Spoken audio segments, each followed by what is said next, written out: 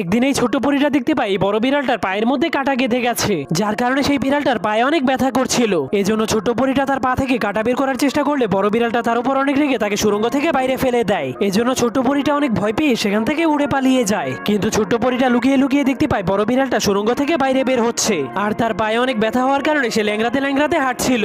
এরপর সে জঙ্গল থেকে লাল রঙের পাথর খুঁজে খুঁজে এক জায়গায় জমা করতে শুরু করে দেয়, যা দেখার পর ছোট পরীটা বুদ্ধি খাটিয়ে একটা লাল পাথরকে রশি দিয়ে বেঁধে বিড়ালটাকে দেখিয়ে দেয়। এরপর বিড়ালটা পাথরটাকে নিতে গেলেই পরি পাথরটাকে গাছের সাথে ঝুলিয়ে দেয়, কিন্তু বিড়ালটা পাথরটাকে নেওয়ার জন্য লাফ মারলেই পরি জলদি করে গিয়ে তার পা থেকে কাঁটাটাকে বের করে দেয়। কিন্তু কাঁটা বের করার কারণে বিড়ালটা প্রচুর ব্যথা পায়, যার কারণে তার মুখ থেকে পাথরটা পড়ে যাওয়ার কারণে পরি সেই পাথরের সাথে আটকে যায়। তখন ছোট্ট পরিটা অনেক চেষ্টার পরেও উঠতে পারে না, কিন্তু তখনই বড় বিড়ালটা এসে পাথরটাকে সরিয়ে অন্য জায়গায় রেখে দেয়। এরপর বিড়ালটা তার পাটাকে চাটার পর বুঝতে পারে এখন আর তার পায়ে কোনো ব্যথা করছে না, এই জন্য সে অনেক খুশি হয়ে সেখান থেকে চলে যায়। তো বন্ধুরা, আপনি কি বিড়াল পছন্দ করেন কিনা যাওয়ার আগে অবশ্যই কমেন্ট করে দিন।